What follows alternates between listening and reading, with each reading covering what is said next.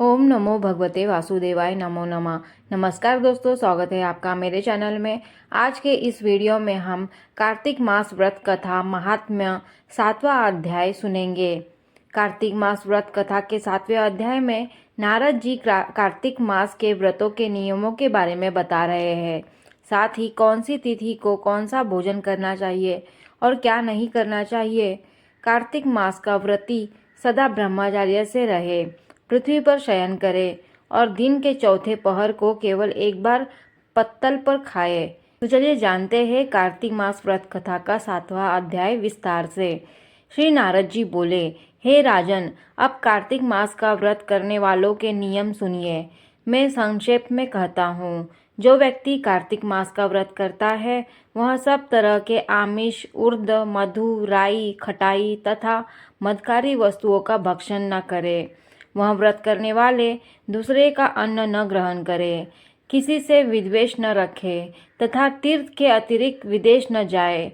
देवता, देव, ब्राह्मण, गुरु, गऊ, व्रती, नारी, राजा तथा गुरुजनों की निंदा न करे। कार्तिक मास का व्रत करने वाला दाल, तिल, तेल, पकवान, क्रय क्रिया हुआ पकवान भोजन ग्रहण न करे। निंद्य भावना कुवाच्य का त्याग करे। किसी भी जीव का मांस, चूना, जंबीरी, नींबू, मसूर, बासी तथा जूठे अन्न का परित्याग करे। बकरी, गाय तथा भैंस के दूध के अतिरिक्त किसी अन्य पशु का दूध ग्रहण न करे।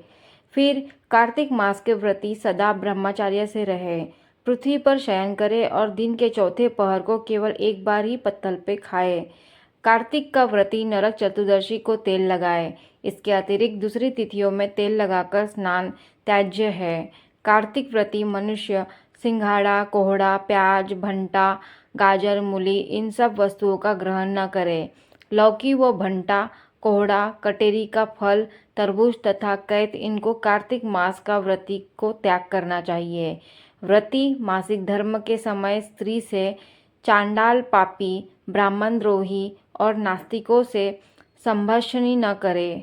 उपयुक्त मनुष्य कुत्तों तथा कौवों द्वारा दुष्ट पका भोजन, सूतक के समय का पका भोजन, 2 बार पकाया हुआ भोजन तथा जल अन्न न खाए। कार्तिक मास का व्रत अपने शक्ति के अनुसार करे, श्री विष्णु भगवान की प्रसन्नता हेतु करे और पूर्व वर्णित नियमों का पालन करे।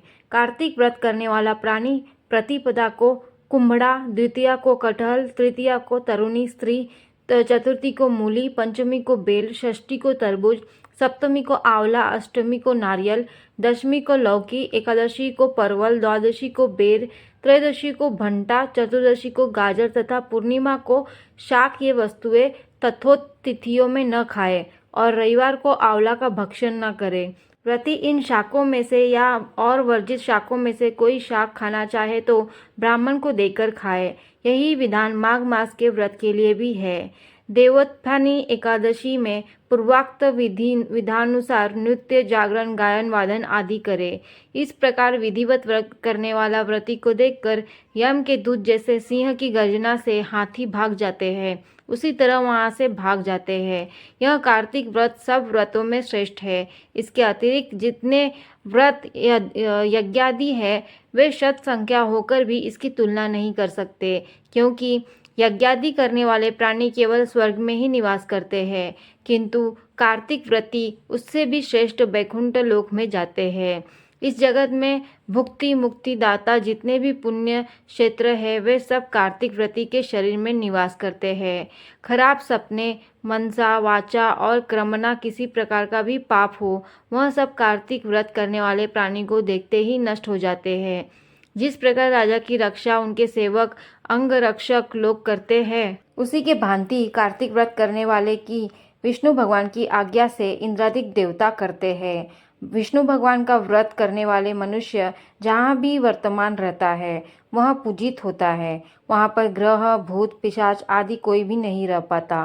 विधि विधान सहित कार्तिक व्रत करने वाले मनुष्य के पुण्य का वर्णन 4 मुख वाले ब्रह्मा जी भी करने में असमर्थ है। यह विष्णु व्रत संपूर्ण पापों का नाश करने वाला, पुत्र, पौत्र, धन तथा धान्य को उन्नति करने वाला है। यह कार्तिक व्रत जो मनुष्य करता है उसको तीर्थ में जाने, तीर्थ की सेवा करने से क्या उद्देश्य, उसका सब पुण्य फल कार्तिक व्रत से ही प्राप्त हो जाता है। दोस्तों, इस प्रकार 7वां अध्याय यहाँ पर समाप्त होता है। अब हम 8वां अध्याय सुनेंगे। कार्तिक मास के 8वें अध्याय में भगवान कृष्ण नारद जी को कार्तिक मास व्रत की उद्यापन विधि के बारे में विस्तार पूर्वक बता रहे हैं। वह बता रहे हैं कि कार्तिक मास में व्रत रखने पर उद्यापन कैसे करना चाहिए।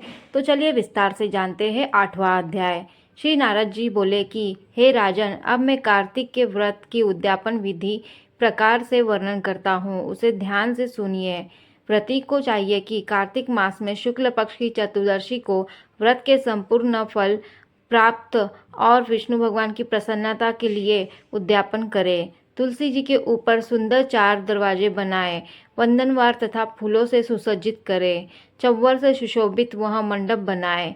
चारों द्वारों पर मिट्टी से बने हुए पुण्यशील, सुशील और जय विजय नामक 4 द्वारपालों को पृथक पृथक बैठाए।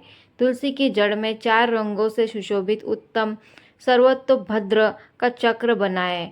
उसके ऊपर नारियल रखे और शुद्ध वस्त्र से कलश को आच्छादित करे। उस कलश के ऊपर शंख, चक्र, गदा, पद्म और पीताम्बरधारी लक्ष्मी युक्त विष्णु भगवान का पूजन करे। कार्तिक मास में व्रती इंद्रादि लोकपालों का पूजन मंडप में करे। द्वादशी को विष्णु भगवान जागे थे, त्रयोदशी को देवता ने विष्णु भगवान का दर्शन किया था और चतुर्दशी को देवताओं ने उनका पूजन किया था। इसलिए भगवान का उद्यापन पूजा चतुर्दशी तिथि को शांत मन से की जाती है।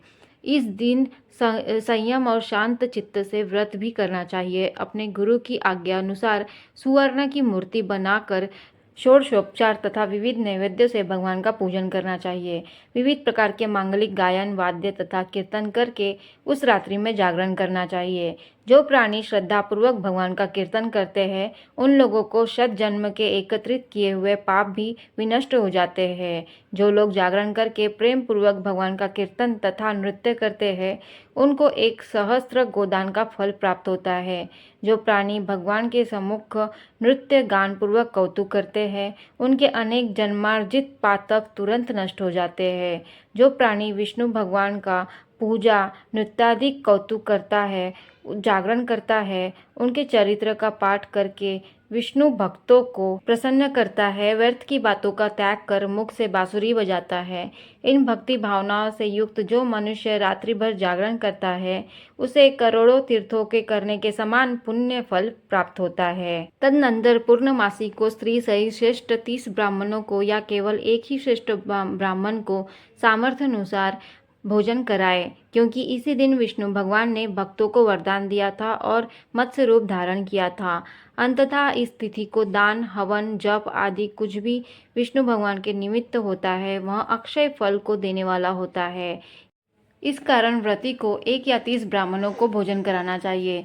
तब देवताओं के देवता विष्णु भगवान को तथा देवताओं को अलग अलग प्रसन्न करने के लिए अतो देवा इन दोनों वैदिक मंत्रों से तिल से हवन करना चाहिए। उन ब्राह्मणों को अपनी सामर्थ्य अनुसार दक्षिणा दे प्रणाम करे। पुनः विष्णुदेव की पूजा कर अन्य देवताओं तथा तुलसी का तथा कपिला गौ का पूजन कार्तिक व्रती सावधानी से करे। व्रत का उपदेश करने वाले गुरु तथा ब्राह्मणों को वस्त्र, आभूषण आदि से पूजन कर क्षमा की प्रार्थना करे। प्रार्थना मंत्रों का अर्थ: आप सब लोगों की अनुकंपा से मुझ पर विष्णु भगवान सर्वदा प्रसन्न रहे। इस व्रत के करने से मेरे 7 जन्मों के लिए किए गए पाप नष्ट हो जाए और मेरी संतान चिरंजीवी रहे। इस पूजा के द्वारा मेरे सभी अभिलाषाएं पूर्ण होवे। मेरी मृत्यु होने के पश्चात मुझे अतिशय दुर्लभ विष्णु लोक प्राप्त होवे। व्रत करने वाला इस प्रकार ब्राह्मणा से क्षमा की प्रार्थना करे और उनको प्रसन्न करके विदा करे। पूजा की उन संपूर्ण वस्तुओं को गौ के साथ गुरु को दे दे। इसके पश्चात बंधुओं और मित्रों के साथ स्वयं भी भोजन करे। कार्तिक अथवा माघ मास के उद्यापन के नियम इसी प्रकार कहे गए हैं। इस प्रकार जो प्राणी विधान सहित कार्तिक मास का व्रत और उद्यापन करता है, वह पाप रहित होकर मनोभिषलित कामनाओं को प्राप्त करता है।